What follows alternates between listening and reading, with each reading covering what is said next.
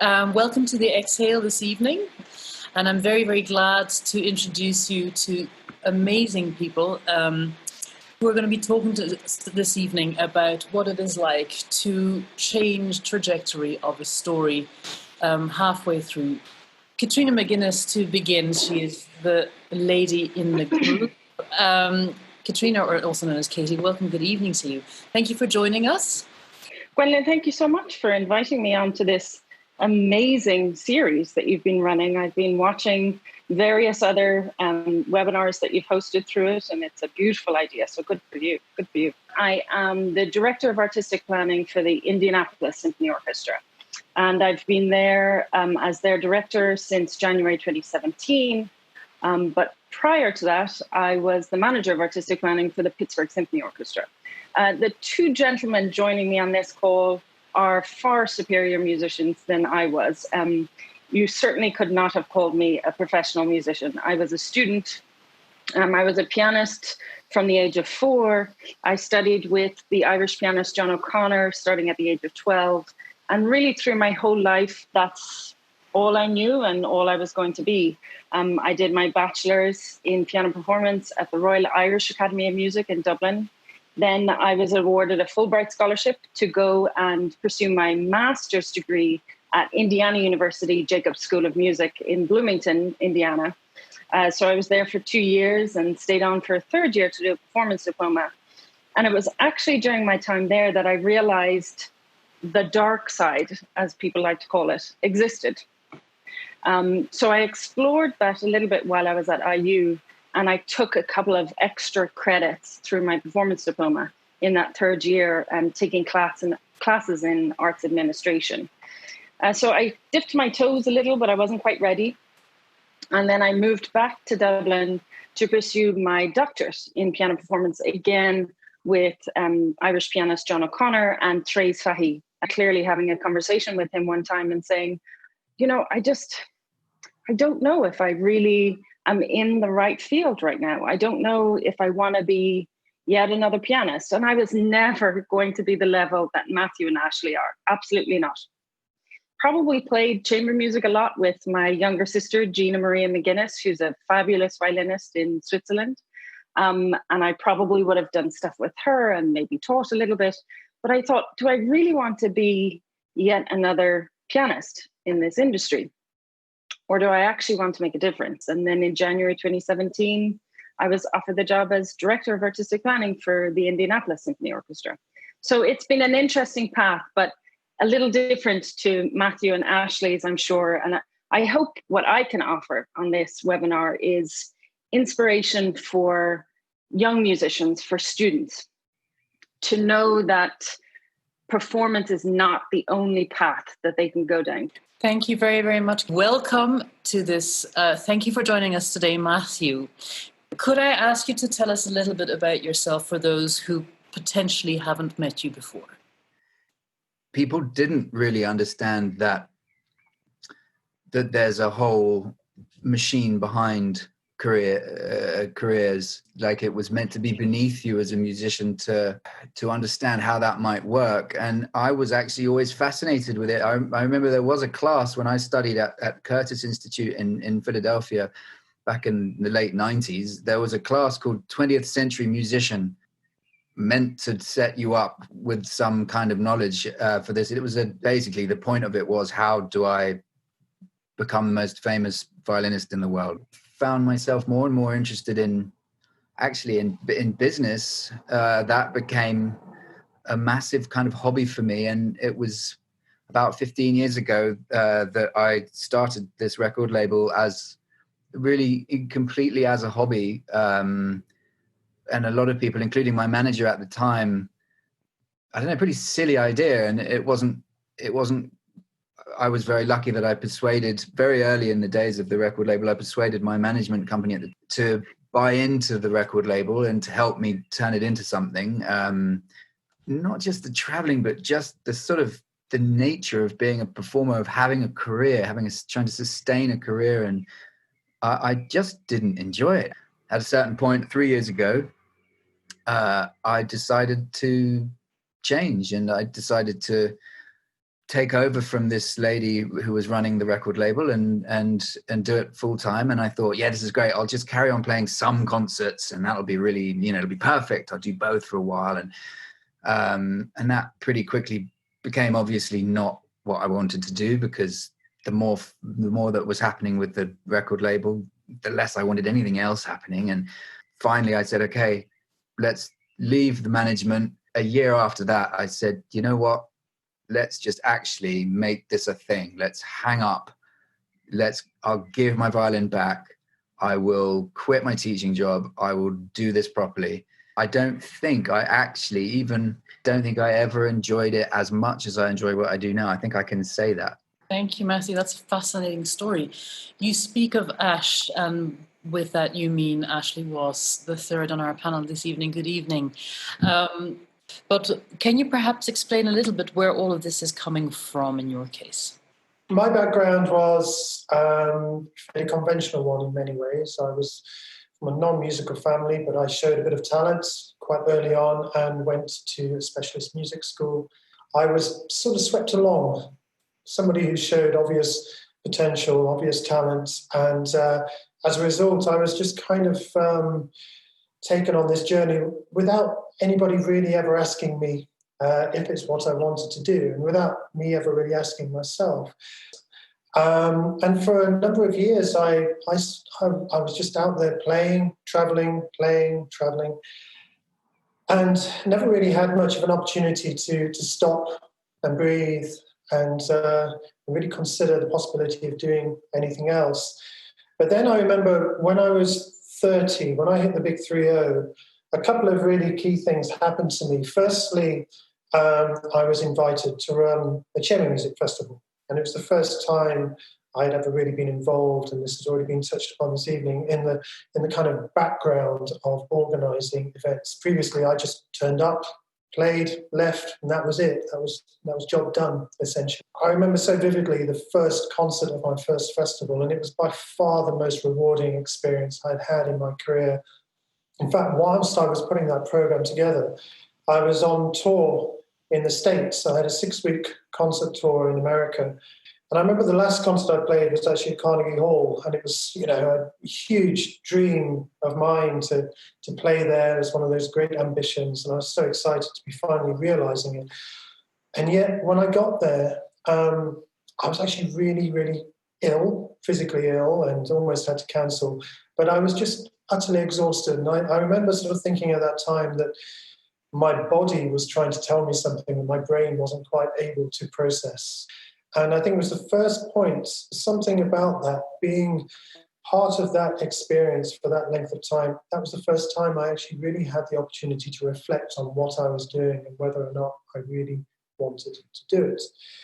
The notion of practicing for 6 hours a day when I could instead be playing with my kids for 6 hours a day, well, there was no competition to be had there. That was a no-brainer. And then eventually I came to move house, and I was left with a decision what to do with my piano. So I sold it. After I sold my piano, and actually it was Matt who introduced me to this concept, the idea of burning your boats. We used to joke about this quite a lot, this idea that the general would sail his army across the ocean to meet his fiercest foe, and the first instruction he would give to his army upon arrival would be to burn the boats on which they had sailed, so that there was no form of retreat available to them. And I took that probably a little bit too literally, but I have to say it worked really well for me. So I really left myself with very little room for retreat. I turned down concerts. I didn't have a piano to practice on anyway. I increased my hours of teaching. And then shortly after that, 18 months or so after that, I was offered the job of Director of Music at the Yehudi Menuhin School, which is where I am now. And I've been here for a very short period of time. Started in beginning of April the 1st, which is rather amusing to some, especially given the circumstances that I started the job in. But I went from walking into my music studio at home and looking at the piano to thinking, well, actually, I wish this piano was a desk. That was something that was really powerful to me. We realised that we didn't want to create content for ourselves, but rather content for other people. We wanted to be in the background producing this stuff rather than performing it.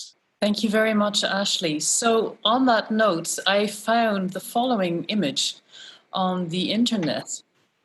Yeah. Image here. Is this the last time that we'll be seeing you in that tuxedo? It's a wonderful image, and it's just a bit of proof for all of you in lockdown. This is Matthew and Ashley together, potentially before or after a concert, looking very dashing gentlemen.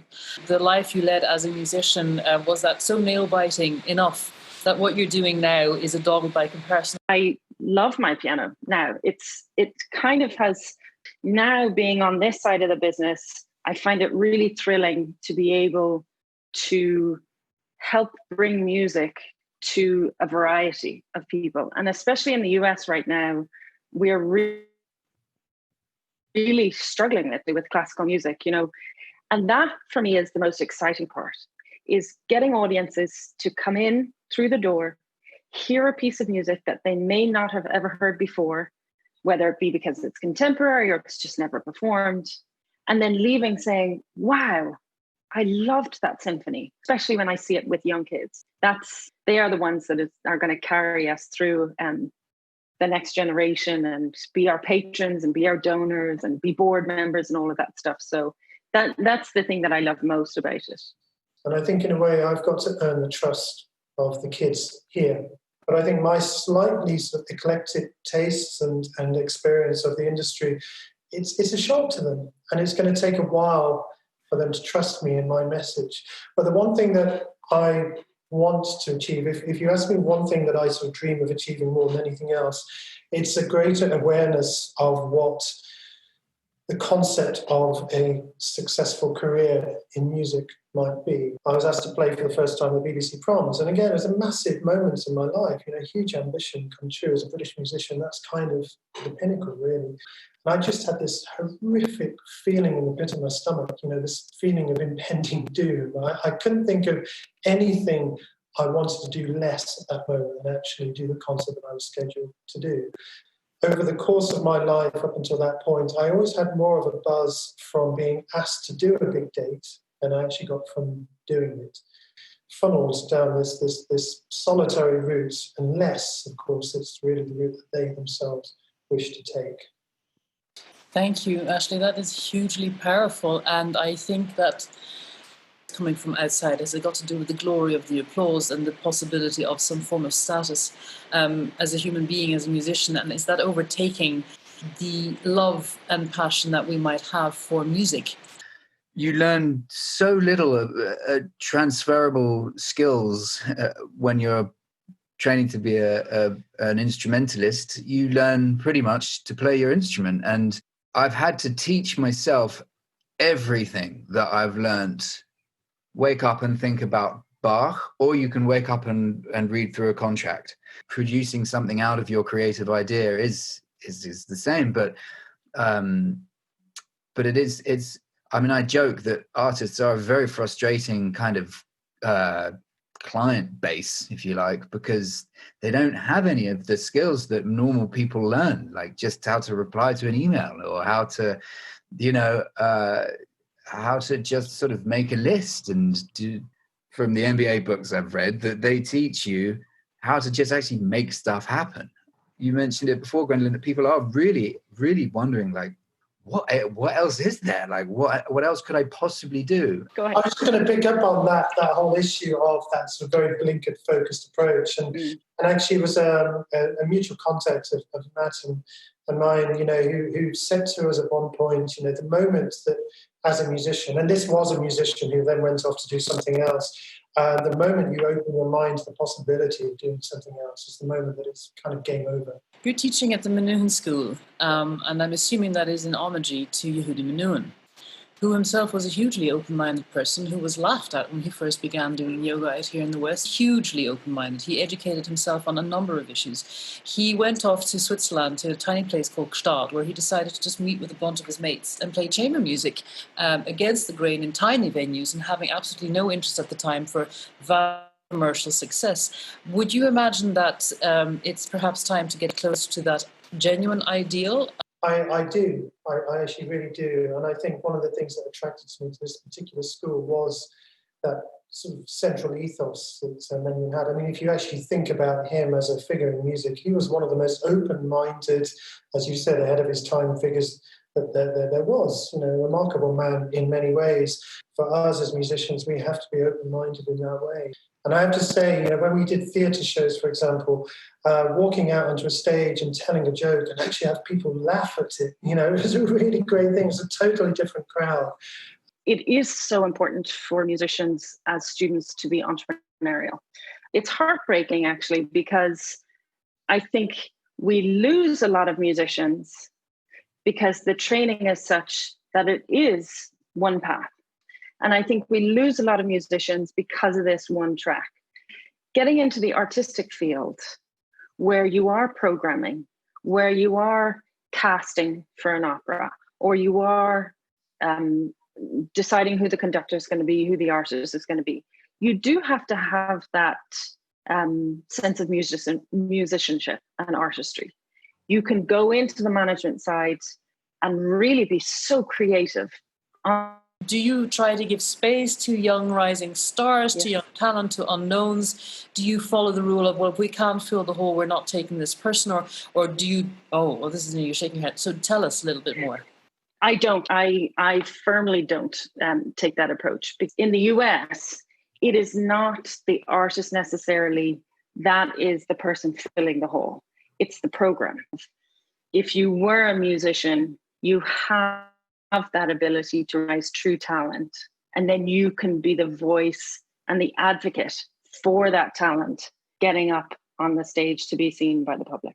Fair to say that the future is in good hands with yourselves, Matthew, Ashley and Katie. If you would have something that you could give us as a sort of a takeaway, or how do you see the future of music to be? What a question. How creative you are is simply the most important thing. And you're seeing that, you know, Gwendolyn, you alluded to the kind of tsunami of online content that we started to have as soon as the lockdown began. From day one, it was like suddenly every artist at the same moment had an instinctive terror of the idea that they might go dark for a few weeks and people might not see them. So they all just rushed to their bedrooms and grabbed their phones and started to broadcast themselves. And that was totally understandable. But slowly creativity began to rise to the top, and the people that were doing really interesting things for the right reasons got more attention and found ways to cut through the noise. And so I really think that taking the moment, trying not to be knee-jerk at the moment, trying to just take the time to think about what it is that you have to say and want to say is going to pay dividends in the end. And it's going to be a difficult time. Managements are closing down and artists are being left sort of out on the street without representation. And there's going to be a lot of people looking for the same stuff now. And I would imagine, you know, for someone in Katie's position, it's going to be even worse than it was before in terms of just, you know, everybody wants what you've got. And I really think that those who show true creativity, and I mean, Gwendolyn, just what you do is a good example, because you do, you clearly are living what we're all talking about. And that's, you know, how it is that we've been involved working together for quite a few years now, that you just have embraced so many other things in the ecosystem that is, you know, the arts world and the music world than just playing. And that's why you are, I think, why you are where you are. Ashley, might I ask you what you would like to offer our listening audience at this time, particularly for those who are indeed considering a change? I've learned a lot of new skills during the last 3 months, and I know pupils at the school is thinking of making a change. What I would say is, I mean, it sounds corny, but, you know, follow your heart. You know, you are the ones who have the power to make that change. You know, be the person that you want to be, or be the change that you want to be. Katie, you've got the last word. What would you like to do this evening? Yeah, I mean, to cover just, I think that flexibility is going to be the result, the silver lining. And that, I think, is going to mean that they'll start to get more comfortable with allowing a recording to happen while they're on stage, singing or performing live for the audience there. So that is the silver lining, and that is going to help the classical music industry. I would say to them, please remember how smart you are. As a musician, you've learned from a very young age how to be collaborative, how to be a leader, how to express your feelings, how to present your voice. And that is something in the business world that is wildly rare. Having those interpersonal skills in the business world, in the management of an arts organization, is incredibly rare. So if you are sitting there at home thinking, I don't want to leave the music world, but I can't be a performer, think about this. You really need more people who have been musicians, who do have those interpersonal skills, who do have the ability to express themselves, to then come out onto that management side and support the artists who do want to get up on stage and perform. So please think of us. Thank you very, very much. It's been a huge pleasure to have you all here. And I thank all of those who have been so kind as to tune in this evening. Yes, do believe that a very small amount of people can change the world, because that is how the world has always changed.